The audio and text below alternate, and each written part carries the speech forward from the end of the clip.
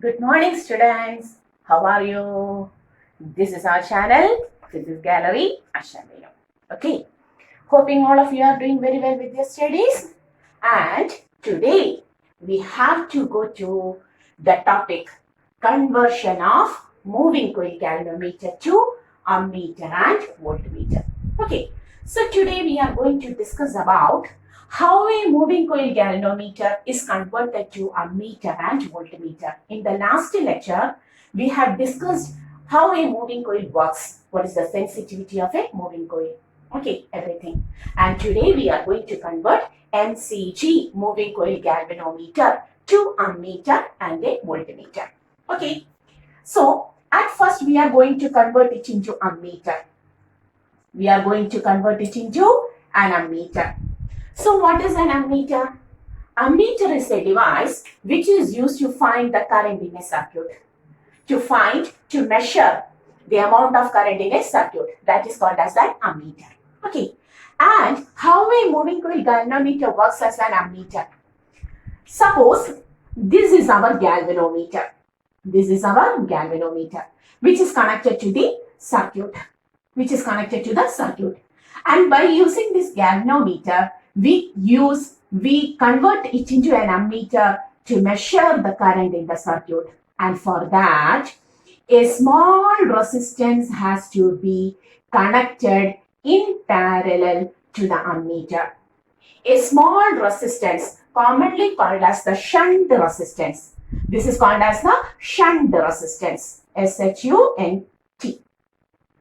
A small resistance called as the shunt resistance is connected in parallel to our galvanometer. Okay. Then what happens? The speciality is that when a small resistance is connected to the galvanometer parallel to it, the main current which passes through the circuit. This is the main current which passing through the circuit. Okay. Divides into two. The first one is the current through the galvanometer IG, the current through the galvanometer which is rated, and the remaining as I minus IG. Okay, so from the main current, IG current passes through the galvanometer, and the remaining current I minus IG passes through the shunt.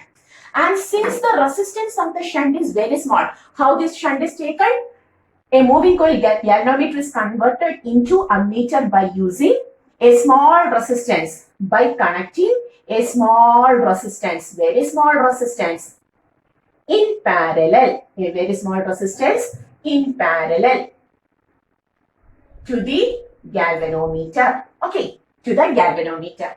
So since the resistance of the shunt is very small, most of the current passes through this shunt resistance, and the galvanometer, which is designed on the basis of very small current, which can deflect on the basis of the small current, can get only the small current, the rated current. In that, most of the current passes through the shunt resistance. Now, I minus IG comes here, IG comes here, and together they form I current in the circuit. Okay. And how this is used to measure? That is, galvanometer and the shunt are in parallel now. And in parallel circuit, we know which quantity remains constant? Potential difference. We can write the potential difference across the galvanometer is equal to the potential difference across the shunt resistance. Okay. Or we can write IG into G is equal to IG. I have taken the capital G. IG into G is equal to I minus IG into the resistance of the shunt is S. Okay.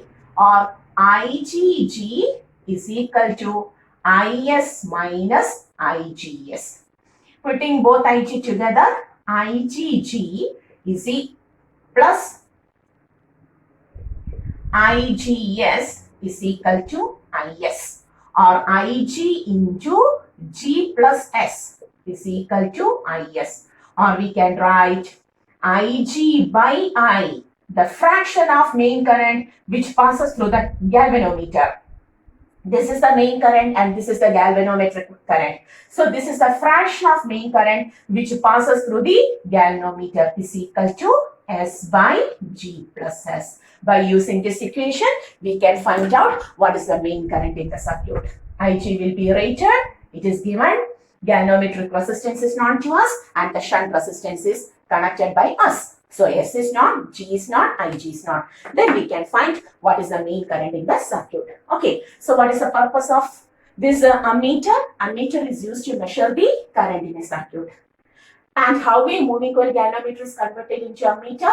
By connecting a very small resistance called as the shunt resistance parallel to it. And what is the equation for this? You can start the equation from here. Okay, I just taken the fraction of the current passing through the galvanometer. The fraction of main current which passes through the galvanometer, Ig by I is equal to S by G plus S. Clear? Okay. And the galvanometer so formed, this is the ammeter so formed, the ammeter so formed is how connected in the circuit. Ammeter is always connected in series. So the ammeter so formed, we will write the ammeter so formed will be connected in series. In order to obtain ammeter, a shunt resistance is connected parallel to the galvanometer, but the ammeter so formed, this is ammeter. Now this is the ammeter. The ammeter so formed is connected in series to the circuit. It is connected in series to the circuit. Clear? And what is the effective resistance of the ammeter? Resistance of ammeter is now equal to, the resistance of ammeter is now equal to G S by G plus S. Why? 1 by G plus 1 by S is equal to 1 by R effective, or R effective is equal to GS by G plus S. Clear? Okay, so now we know how to convert a moving coil galvanometer to an ammeter. Okay, pause the video and take the notes. Okay, now we are going to convert the moving coil galvanometer into a voltmeter. We are going to convert moving coil galvanometer into a voltmeter. Okay, the second one is voltmeter.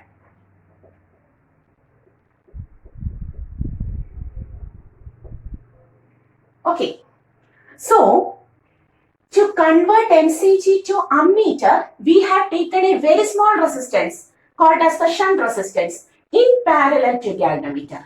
The reverse process. To form MCG to voltmeter, we will connect a large resistance. A large resistance. How? In series to the galvanometer.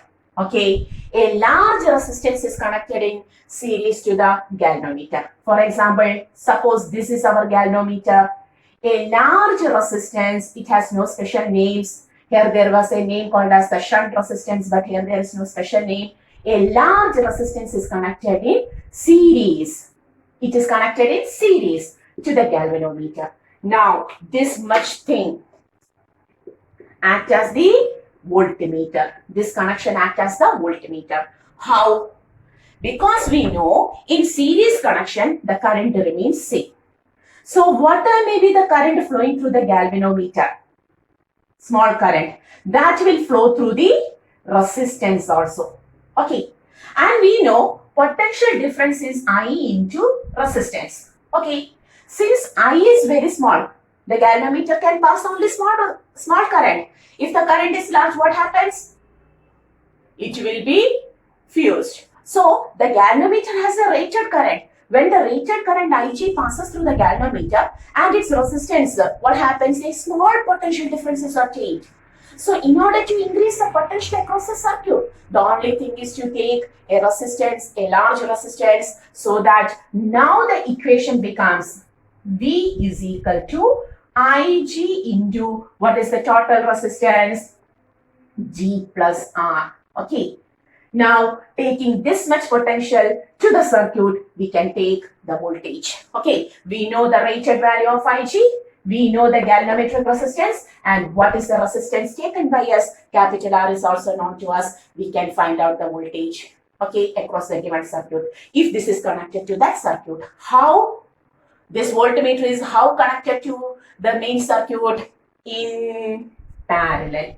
The so formed voltmeter must be connected,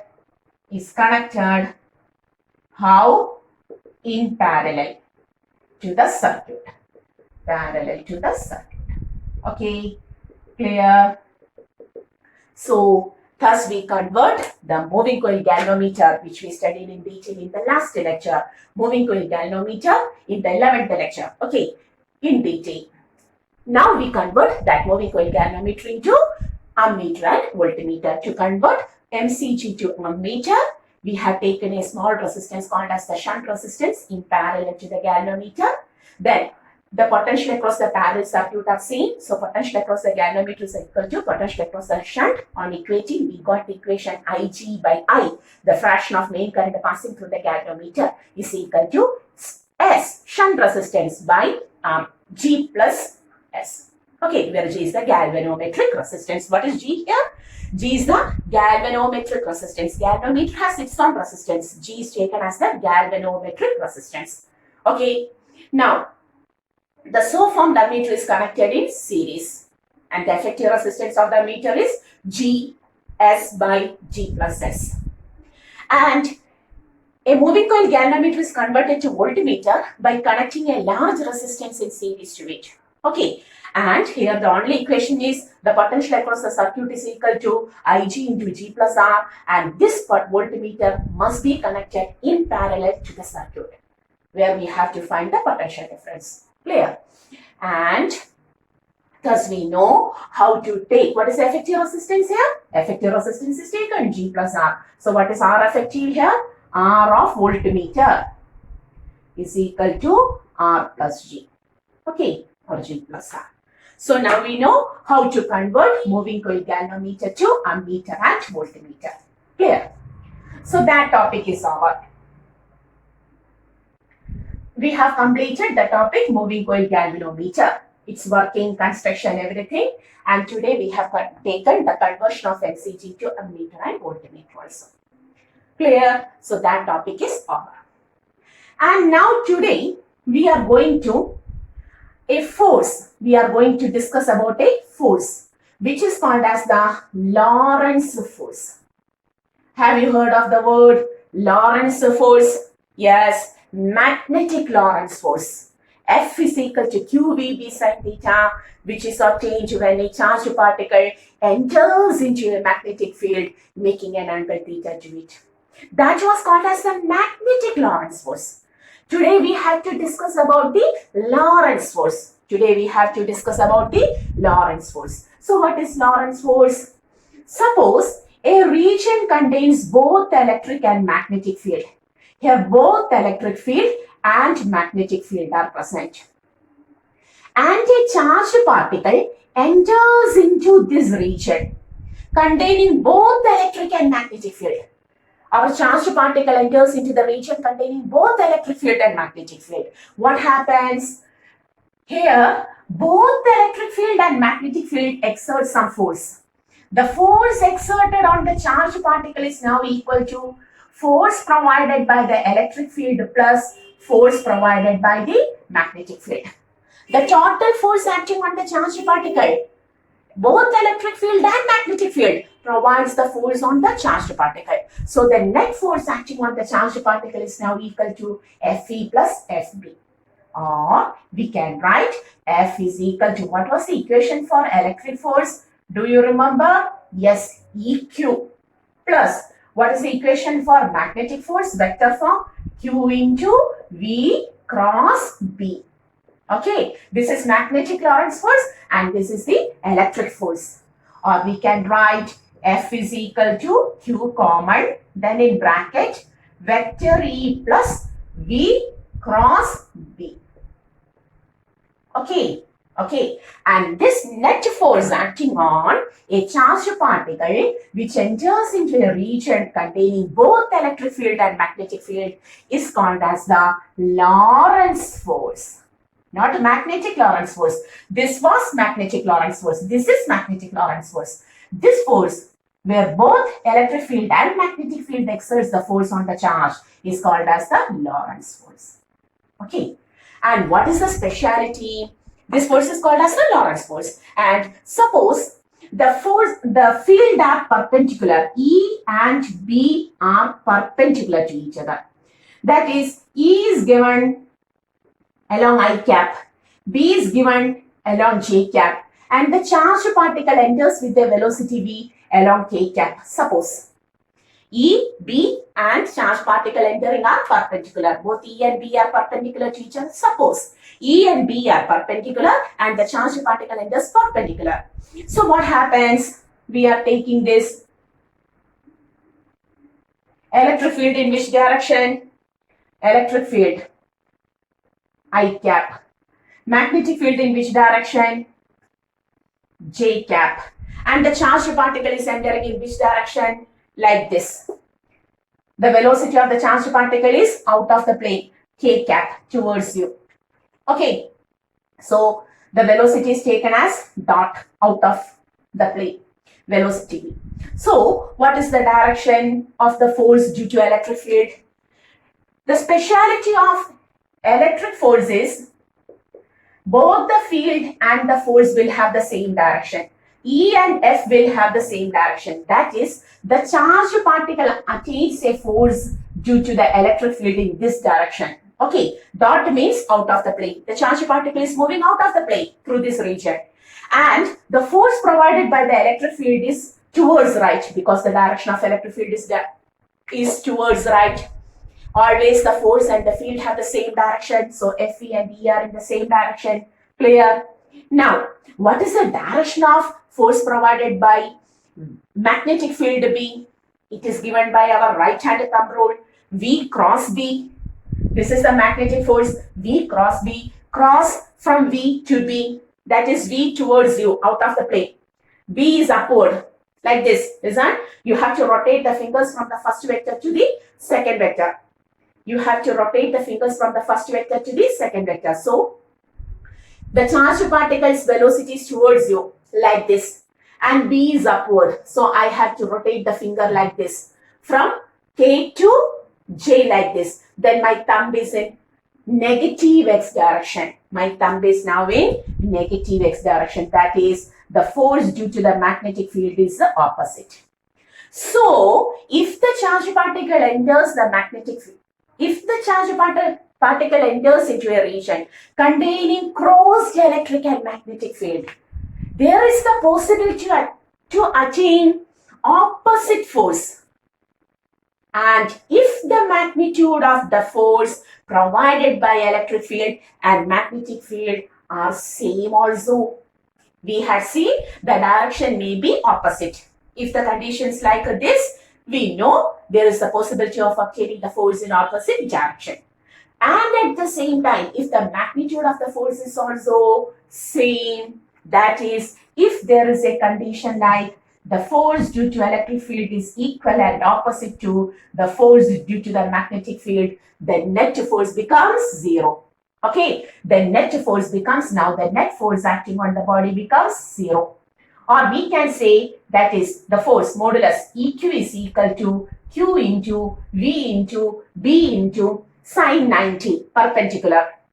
Modulus of force, they are equal.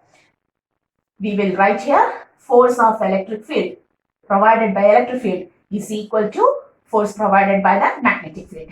EQ is equal to QVB, sine 90, 1. Or velocity of the charged particle becomes E by B. E is constant, B is constant, and the charged particle moves with a constant velocity. Now the charged particle moves with a constant velocity. Clear? Now the charged particle moves with a constant velocity. And this is the working principle of a device called as the velocity selector. What is that device? Velocity selector. What is a velocity selector? It is used to select the charged particles having a constant velocity. By using this concept, we can find out, we can pick out the charged particles which are moving with constant velocity. If a charged particle enters perpendicular to the magnetic field and enters into a region which contains perpendicular electric field and magnetic field. Okay, and perpendicular to both of them. And if we arrange the direction of electric field and magnetic field in such a way that the force provided by electric field and that by the magnetic field becomes equal and opposite, what happens? The net force becomes zero. The charged particle moves with a constant velocity, which is given by taking the magnitudes of the force, which is given by V is equal to E by B. That is the charged particles. All of the charged particles will move with the same velocity through this region. That is, the charged particle attains a constant velocity, and hence it is called as the principle of velocity selector. Clear? And the whole force is called as the magnetic Lorentz force. No, Lorentz force. Magnetic Lorentz force is this. And the whole force is called as the total force provided by the electric field and magnetic field to the charged particle entering into the region is called as the Lorentz force. Okay, so what is this Lorentz force? When a charged particle enters into a region containing both electric and magnetic field, what happens? Both fields provide force on the charged particle. Okay, and the force provided by the electric field, EQ, and the force provided by the magnetic field, magnetic Lorentz force, Q into V cross B. So the total force acting on the charged particle becomes Fe plus Fb, EQ plus Q into V cross B. Or we can take the net force becomes Q into vector E plus V cross B. Clear? That is, this force which acts on the charged particle entering into a region containing both the electric field and magnetic field is called as the Lorentz force. Clear? And suppose we are providing a condition. The electric field and magnetic field are in perpendicular directions. And the charged particle enter into the region which is perpendicular to both electric field and magnetic field. Like this. Electric field is in x-axis, I cap. Magnetic field is in y-axis, j cap. And the charged particle is entering or passing through this region towards you, like this, out of the plane. Velocity of the charged particle is in j cap. Now, k cap, towards you. That is, velocity is in k cap. Electric field in the I cap, magnetic field in the j cap, and the velocity of the charged particle is towards you, that is in the k cap. Then, how to take? Always the field force provided by the electric field is in the same direction of electric field. That is, since the electric field is towards right, the force provided by it on the charged particle is also towards right. And the direction of force due to the magnetic field is obtained by the right hand thumb rule. And taking the right hand thumb rule, the charged particle velocity V cross B, V is towards you and the B is upward. So what happens if I rotate my hand from K cap to J cap? The thumb is in minus I cap. Okay, that is towards this direction.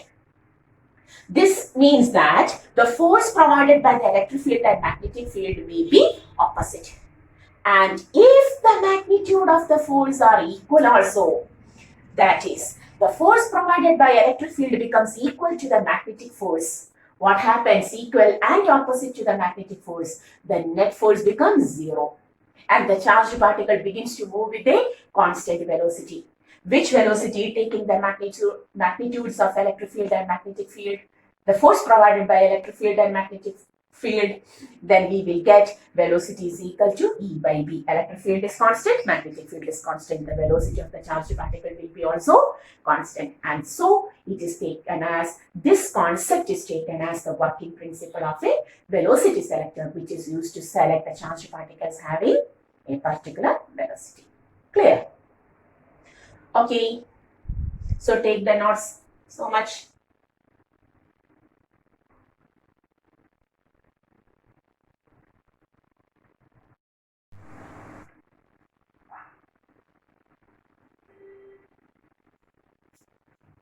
Okay, so we were discussing about our velocity selector and the Lorentz force. Okay, hoping all of you understood the topic. And the only remaining topic in this chapter is one more topic, a special topic, that is when we have placed a current carrying coil in uniform magnetic field, rectangular coil, we had seen that it experiences a torque. There we have taken a magnetic moment. Magnetic moment of a current carrying conductor is taken as I into A. That topic is we have discussed. M is equal to IA. What is magnetic moment here of a current carrying conductor? M is equal to IA. And based on this magnetic moment created by a current carrying conductor, Bohr had explained the electrons revolving around the nucleus in an atom also creates certain current. His concept that Bohr's atom model, you have studied in your chemistry, atom model by Niels Bohr. And according to Niels Bohr, when we take hydrogen, he had taken always hydrogen or hydrogen-like ions. Okay, so in hydrogen atom, there is one electron. He always considered about one electron species. That is, this one electron is revolving around the nucleus in a specified path. The electrons are revolving around the nucleus in specified circular path. Okay, where the angular momentum of the orbit is equal to h by the integral multiple of h by 2 pi. This is the concept provided by Niels Bohr. This is the concept proposed by Niels Bohr in order to explain the atom structure, atom model. Okay, so now we have to relate both of these. In this chapter, when we placed a current carrying conductor in uniform magnetic field, we had discussed about a term called as the magnetic moment. Magnetic moment is the product of current and the area of the surrounding it. Okay, that is M is equal to I. Surrounding it means area of the coil taken. So M is equal to I into A. And from this concept, we can relate with the Bohr's atom model.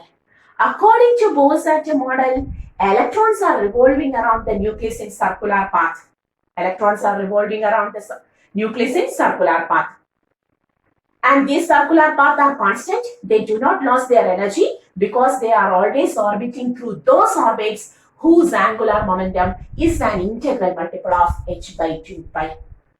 And if electrons are continuously orbiting through this orbit whose angular momentum are integral multiple of h by 2 pi, that is, they are stationary levels, stationary orbits, the electron's movement may be also considered as the current flow.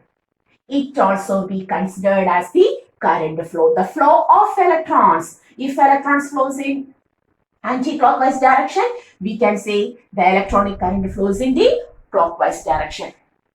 And a small topic related to this concept also we have to discuss. Clear? So what we are going to discuss about? We are going to discuss about the magnetic moment. We are going to discuss about the magnetic moment.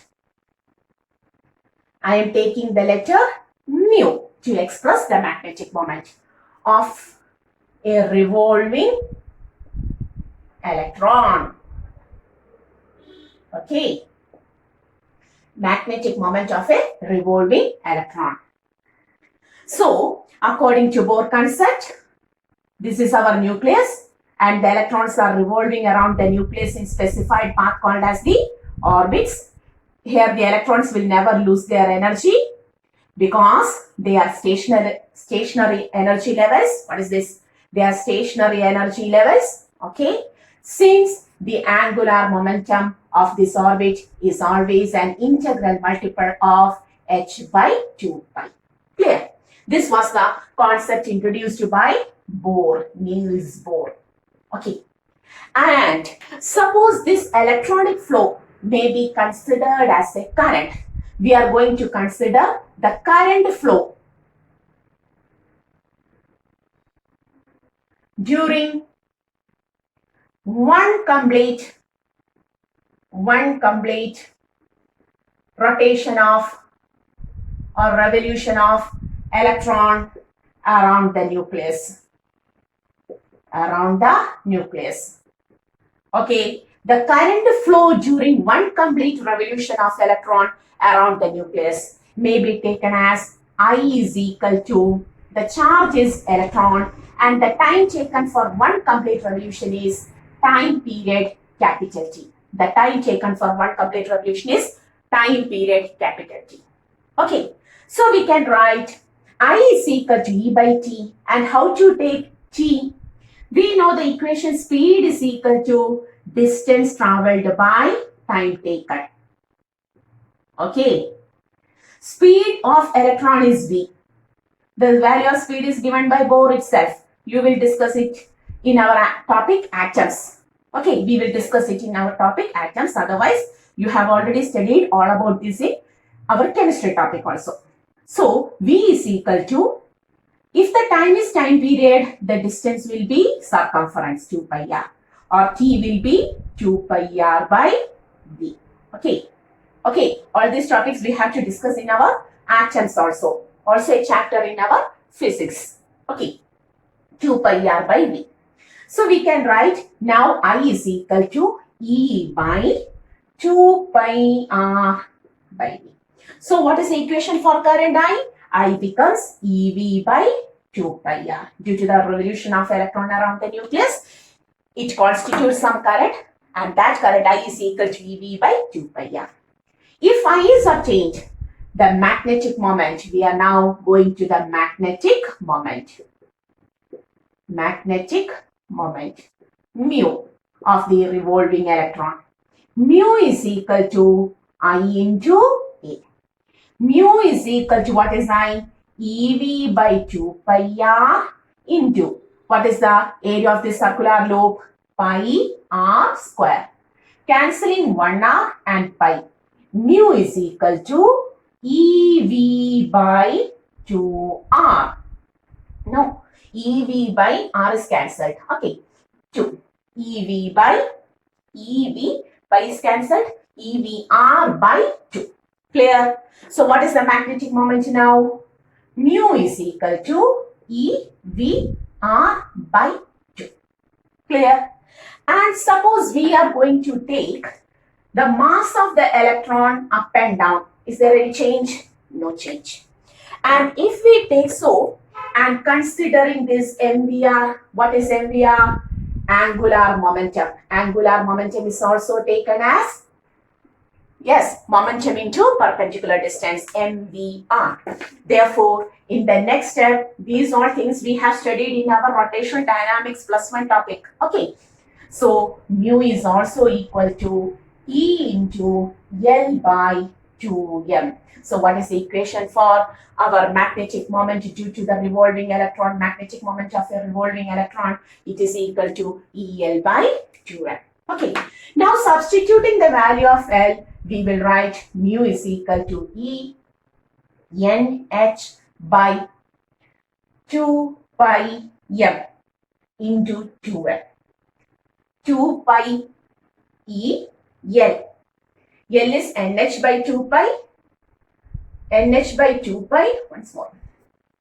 E by 2m into NH by 2 pi. Correct. So mu is equal to NEH by 4 pi m. Okay. So what is the equation for magnetic moment? Now the equation becomes mu is equal to NEH by 4 pi m. Certain topics related to our revolving electron. Okay. So, we can say the magnetic moment may be taken as EL by 2m, where L is the angular momentum. Providing the value of this angular momentum, we will get mu is equal to NEH by 4 pi m. Okay. And for Bohr, he always considered hydrogen for his experiments, for his observations. So, the N value of hydrogen is 1. The n value, it is always in the first shell. So n value is equal to 1. If we consider where we write, may I take this much place here. Okay. Heading also you know. Sorry. So taking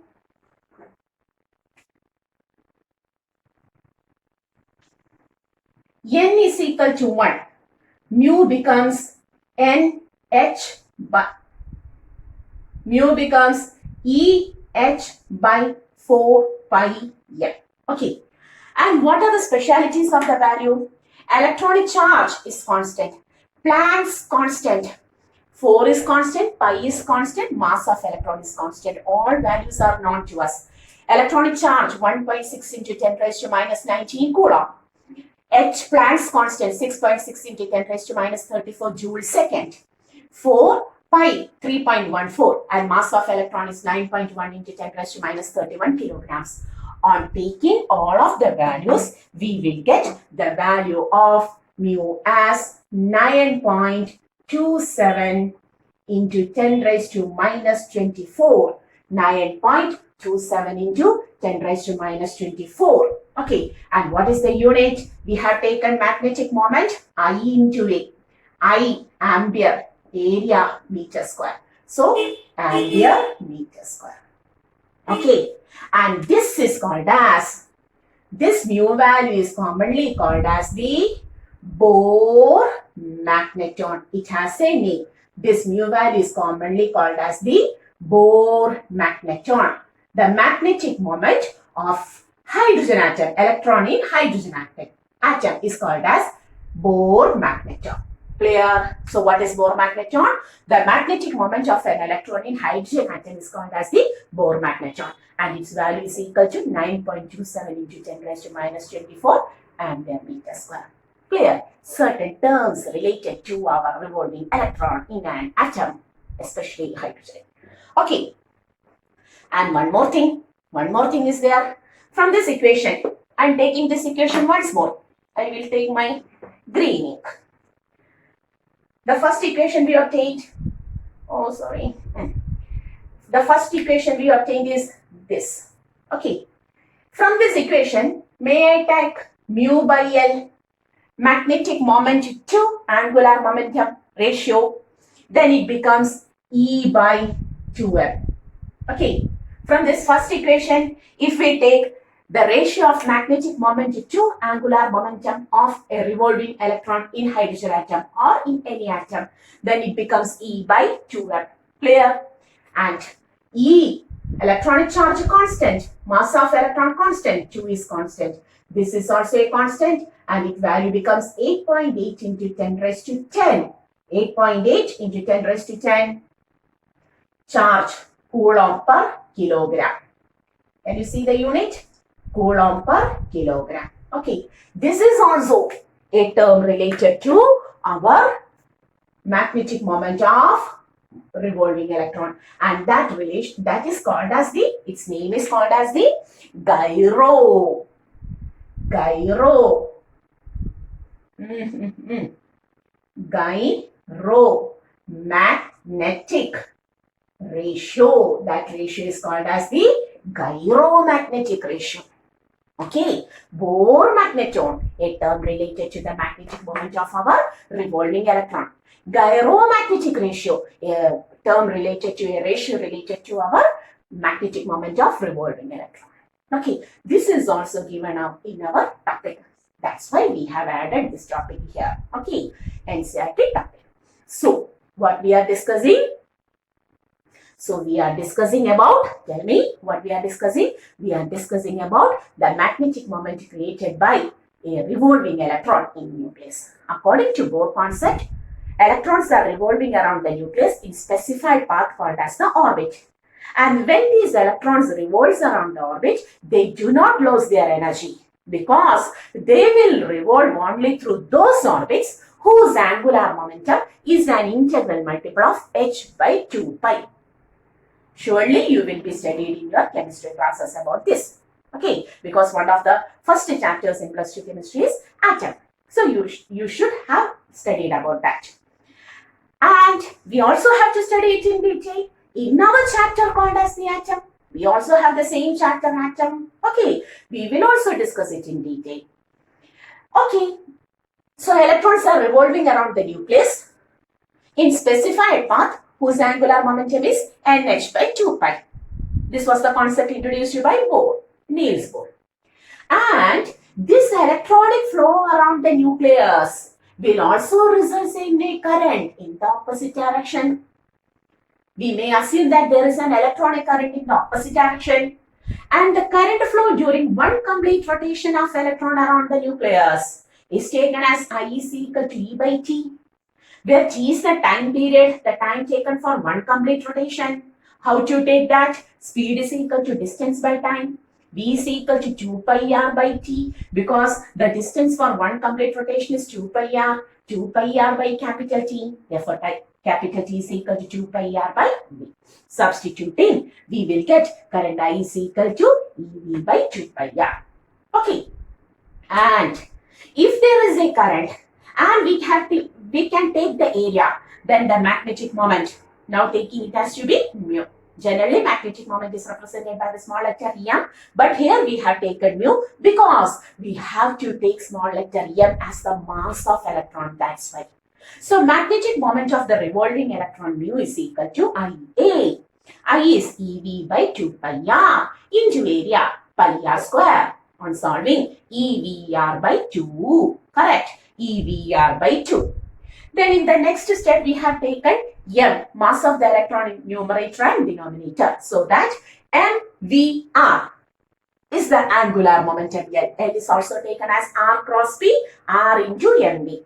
Okay, so that topic we have to study it. We had studied, have to not, we had studied in our rotational dynamics in your +1 topic. Okay, so MVR is angular momentum.